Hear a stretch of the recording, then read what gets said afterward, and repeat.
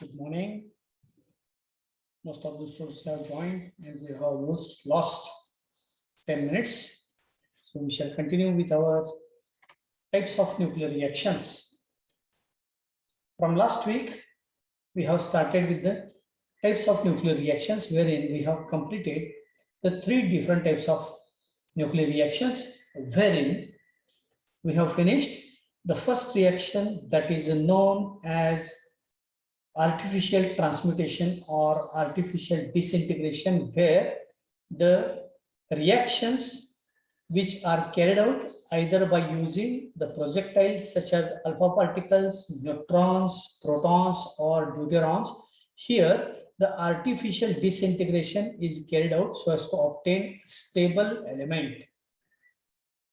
Secondly, we have seen the artificial radioactivity or induced type of radioactivity where we have studied that a stable isotope have been bombarded by using a suitable projectile which leads a radioactive element. For example, we have studied the example of magnesium.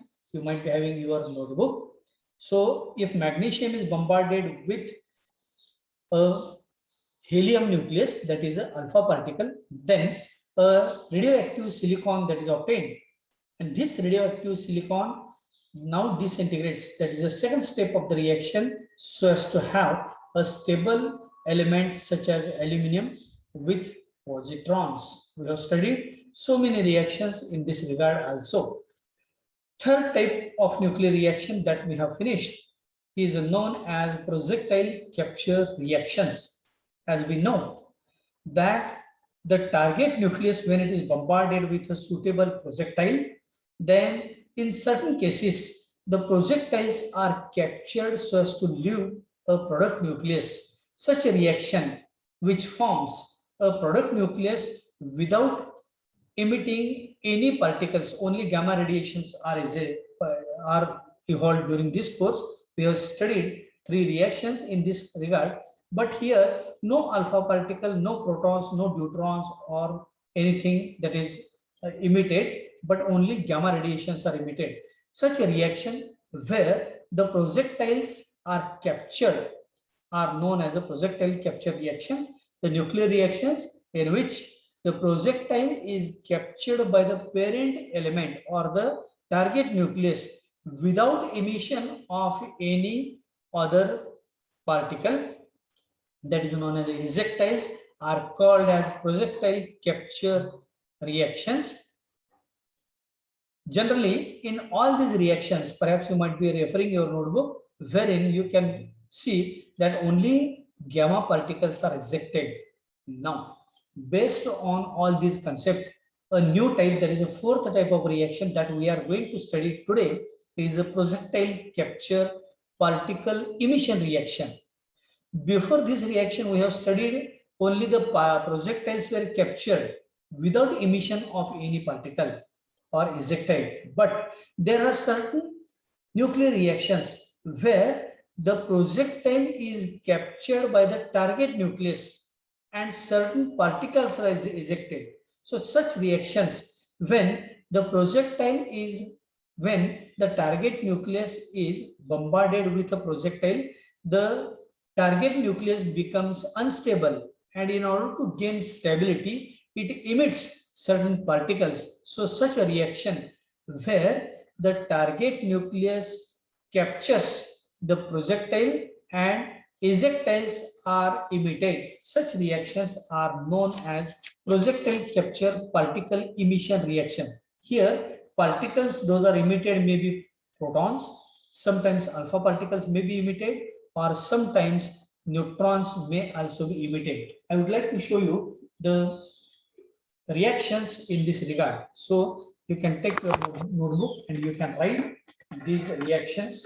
That will be very easy for the clear understanding of the type of this nuclear reaction. So the fourth type of reaction, that is known as the projectile capture That means projectile is captured and particle emission, projectile capture, particle emission reactions. So the name itself suggests that here the projectiles are captured while particles are emitted. We have studied the notations of all these nuclear reactions. So if I represent a particular reaction in this regard with the help of a notation, then how can we arrive at the reaction? Aluminium, nitrogen, proton process. Suppose if I write the aluminium, neutron and proton process, as we know, how can we write this reaction? Aluminium, as we know, it is having atom number 13. Atomic weight, the constant weight of aluminium that is shown in the periodic table is 27. These are the neutrons, and here the particles which are ejected are the protons, that means 1h1. Now if we know all these parameters, then we can easily arrive at the product of this reaction, that is 13 minus 1 is 12, 27 plus 1 is 28, minus 1 is 27. So 12, 27, atomic number 12 is of magnesium. So in this case, here this projectile is captured by aluminium while it ejects the particle. So here in this reaction, the projectile is captured and particles are ejected. Such a reaction where the projectiles are captured by the target nucleus and particles are ejected, this is known as the projectile capture particle emission reaction. So projectiles are captured here. So this is the first reaction. I would like to give you one more interesting reaction in this regard. Again, for aluminium proton alpha process. I am making you familiar with these notations for this reason. Normally, in previous reactions, first of all, we have written all these reactions like this, and then after we have given the notations. But so as to make you familiar with the notations, I have reverted the process that aluminium proton alpha process. That means aluminium is a target nucleus, protons are the projectiles, and alpha particles are the ejectiles. So here these projectiles are captured by aluminium, that is target nucleus, which ejects the alpha particle. How can we write this reaction? Again, aluminium, as we know, you can also try in your notebook, atom number 13, the mass that is 27, plus the protons means we are familiar, 1h1. Here the particles emitted are alpha particles, as can be seen from the notation. Now rest job is very simple. 13 plus 1 is 14, minus 2 is 12, 27 plus 1 is 28, minus 4 is 24. So atomic mass 24, atomic number 12, as we know, atomic number 12 is again magnesium. So two isotopes of magnesium have been produced with the help of this projectile capture particle emission reaction. One more reaction that I would like to give you here. Third type of reaction, that is a nitrogen alpha P process. Now, how can we write the reaction by following this notation?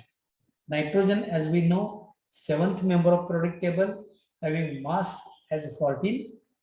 Alpha particles means helium nucleus.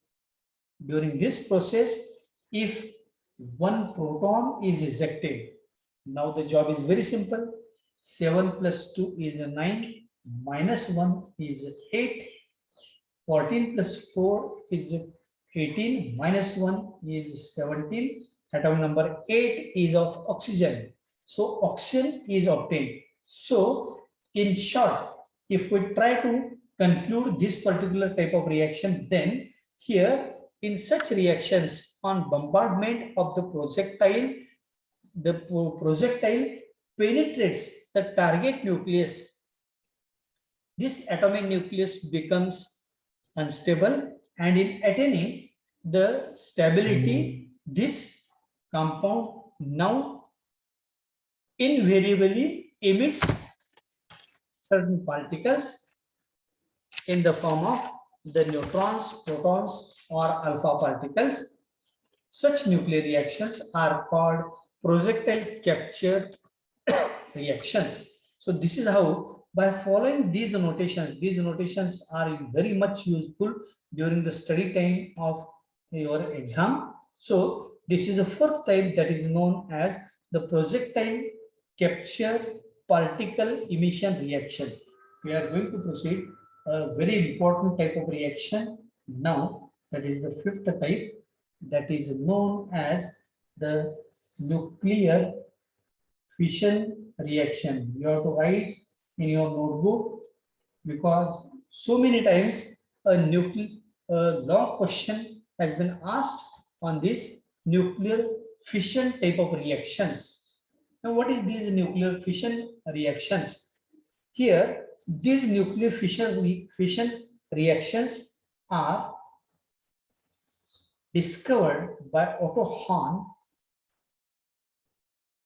and one more scientist is there, F. Strassman, in the year 1938. They are continuously working on the nuclear fission reactions, and for this, the magnificent discovery made by these two scientists in chemistry, they have awarded with a Nobel Prize in the year 1944. That means just after the discovery of this nuclear fission reaction, that is after 6 years, they are awarded by a Nobel Prize in the year 1944. Now, what is the exact definition of nuclear fission reaction? Nuclear fission reaction can be defined as a nuclear reaction. You have to listen very attentively, because this is very important from the examination point of view, that a nuclear reaction in which a super heavy nucleus, a nuclear reaction in which a super heavy nucleus that broken down or breaks down into two fragments of average mass is known as the nuclear fission reaction. That means the nuclear reactions where a super heavy nucleus that breaks down into two fragments of average mass is known as the nuclear fission reaction. For example, how can we give this reaction in the form of a chemical reaction? For example, you have to by heart this reaction, because this reaction has been asked so many times. So whenever the question of the type of nuclear fission reaction asked, you have to use this reaction, that is uranium-235-98. In previous all reactions, those we have studied, where we have used uranium-238 nucleus, but here we are using uranium-235 nucleus.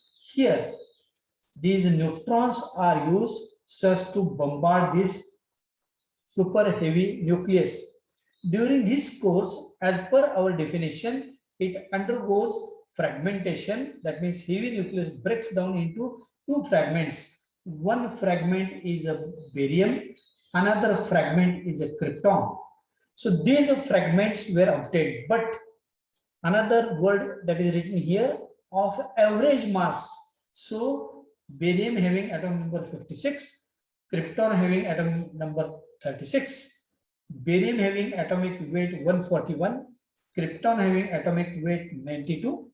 During this course, again 3 neutrons are ejected, plus about 200 milli-electron volt energy is involved.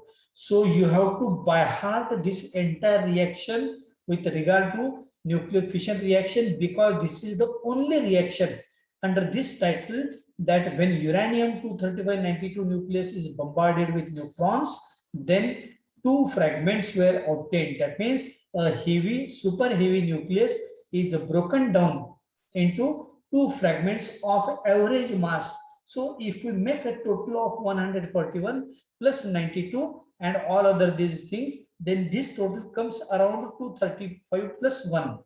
And if we make a total of 92 with RHS 5636, then this total also comes to be 92. So for this reason, the definition is there are certain nuclear reactions where the super heavy nucleus that breaks down or broken down into two fragments of average mass is known as the nuclear fission reaction.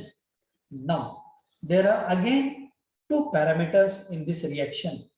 In this reaction, 3 neutrons are ejected. So, these neutrons are slow moving neutrons when are bombarded with uranium-235-92 nucleus. Then again, that emits 3 neutrons. So, this is only one neutron, but on completion of reaction, it emits 3 neutrons. These neutrons are referred as the secondary neutrons. You should remember this word also. So, during nuclear fission reaction, the neutrons are ejected are known as secondary neutrons, and this huge amount of energy that is released during this breaking down, this is known as the atomic energy, or sometimes this energy is also referred as the nuclear energy. So during every such type of nuclear fission reaction, always 3 neutrons are ejected, which are known as secondary neutrons, and the energy, huge amount of energy that is evolved. Why I am referring this is a huge amount of energy? Because 1 milli electron volt corresponds to 9.648 kilojoules per mole. So if we multiply this figure with 9.648, then huge amount of energy that is released. And what is the use of this energy? I will describe in due course of time of my lecture. But for this nuclear reaction, you have to remember that this nuclear fission, whenever nuclear fission reaction word comes, you have to remember Otto Hahn and F. Strassman, because this type of question may be asked in MCQ based questions. So nuclear fission reactions are discovered by these scientists. You have to remember Otto Hahn and F. Strassman. Similar to that, we have studied that projectile capture reactions which were discovered by the couple known as Marie Curie and Frederick Curie, for which they have received a Nobel Prize in the year 1935. Similarly, here, these nuclear fission reactions which were discovered by a couple of scientists, that is Otto Hahn and Strassman.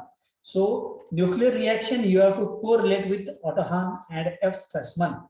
What is the peculiarity of this reaction? 2 fragments were obtained. These are the nuclear products, or these are the fragments which are obtained during the course of this nuclear reaction. And another peculiarity is that 3 neutrons are ejected, which are known as the secondary neutrons, and huge amount of energy that is released. Now, I would like to give you some more emphasis on this secondary neutrons, because these neutrons which are known as a secondary neutrons, the characteristic feature of this nuclear fission reaction is that the target nucleus first absorbs these neutrons. The target nucleus absorbs these neutrons and ejects 3 neutrons, which are called as secondary neutrons. Such neutrons, these neutrons again bring about the fission of some more atoms of uranium-235, and here such reaction, which is propagated by using the products of the main reaction, is known as sustained reaction, or when the product acts as a reactants for succeeding reactions. When the product acts as a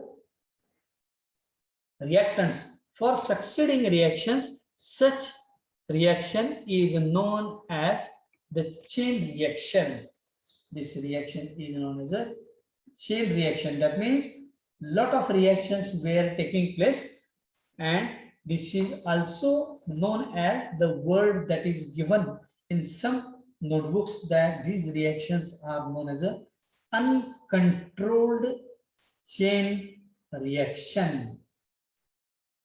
So this part is very, very important while studying the nuclear fission reaction, where these three neutrons, they act as a reactants for the succeeding reaction. That means they again starts to break up the super heavy nucleus of uranium-235-92 nucleus, and this reaction continues, and whenever this reaction continues, such huge amount of energy that is released, that is known as the uncontrolled chain reaction or chain reaction. So in your book, the word that is used as a reaction in which the products act as the reactants of the succeeding reaction is called as the chain reaction or uncontrolled fission reaction. Now, in terms of a schematic representation, how can we represent this fission reaction? We have used a projectile with which we have bombarded with a target nucleus. So these are the neutrons. This is a uranium-235-92 nucleus. When the neutrons are bombarded on this target nucleus, then initially the reaction that is in progress, that means fission products are obtained like this. So one can show this as like this, which shows the reaction that is in progress. So after this reaction, when it is progress, as per our definition, two fragments were obtained. This is the first fragment and this is a second fragment that is obtained. This first fragment that is obtained is known as a barium. Second fragment obtained is known as a krypton, having atom number 56 and 36. And the peculiarity of this reaction, as we have studied, that in this reaction, these are known as a secondary neutrons. Three neutrons are ejected, which are known as a secondary neutrons. So this is how we can show with the help of this particular schematic representation, where this uranium-235-92 nucleus is bombarded with neutrons. This is a fission reaction or fission is in progress, and these are known as a fission products, and these are known as the secondary neutrons. So the same reaction I have represented in the form of a graphical representation, where you can also come across the formation of the barium and the krypton, and here the huge amount of energy that is released during the breakdown of this particular reaction. So here the same concept may also be correlated with one more concept that is known as, this concept is known as the concept of the liquid drop model. This concept is known as a liquid drop model, which is first of all proposed by two scientists, Bohr and Wheeler. So how can we study the concept of breakdown of super heavy nucleus into two fragments with the ejection of three neutrons? So it is in simpler terms, we can represent this is as like this. What is a liquid drop? As we know, if we take for instance a drop of water, it is spherical in shape. So why this drop Here, this is a drop, that is a water droplet. This water droplets is almost spherical in shape because of the surface tension that is acting in all directions equally. For this reason, it is spherical in shape. But if we apply the pressure, then the spherical shape is somewhat distorted like this. And here, this shape is known as ellipsoid. The shape is known as an ellipsoid. Again, by applying certain more pressure, this droplet again changes its position like this. And by applying again pressure, this turns to be a new shape. This shape is known as the dumbbell shape. Perhaps you might be seen the dumbbells which are used in sports, and after applying more pressure, this dumbbell shaped spheres now break down into two products. One is known as a barium, another is known as a krypton, and the three neutrons are ejected, which are known as a secondary neutrons. So here again, if we try to write, these are the neutrons. This is a uranium-235-92 nucleus. When we apply a pressure by using these neutrons on the super heavy nucleus of uranium, then first of all, when the fission reaction is in progress, the shape of this nucleus that changes to ellipsoid, and this shape again by giving more pressure that forms a dumbbell shape, and ultimately it breaks down into two fission products. So these are known as the fission products, and as we know, it is a barium and a krypton with three neutrons, and additionally energy that is released. So this is known as liquid drop model. So this particular concept was first of all put forward by Bohr and Wheeler. So here we know that the liquid drop retains its spherical shape due to the surface tension, which I have shown here. But on application of the sufficient energy, that means we are using the neutrons to counteract the surface tension, that means to overcome the surface tension, the liquid drop, if it forced to move from sphere to ellipsoid and from ellipsoid to dumbbell, and finally it breaks down into two spherical drops. One is a barium, another is a krypton. So similarly, when slow moving neutrons, when are bombarded or when enters into a fission target uranium nucleus, then it can form the two products with the ejection of three neutrons. So this is how we can study the liquid drop model by using this liquid drop model. Well, one can